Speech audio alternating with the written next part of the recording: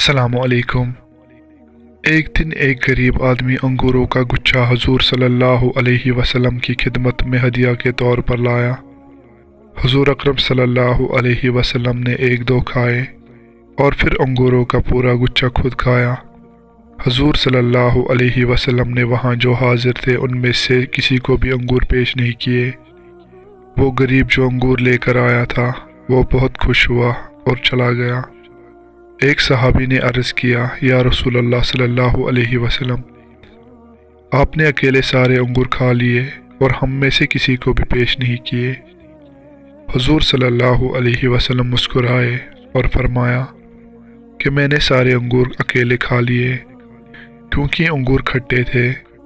अगर मैं तुम्हें पेश करता तो तुम मुहक्का खेज मुँह बनाते और उससे इस गरीब के जज्बात को ठेस पहुँचती। इसीलिए मैंने अपने आप से सोचा कि बेहतर यही है कि मैं इन सब अंगूरों को खुशदिली के साथ खाऊं और उस गरीब आदमी को खुश करूं। मैं उस गरीब के जज्बात को ठेस नहीं पहुंचाना चाहता था।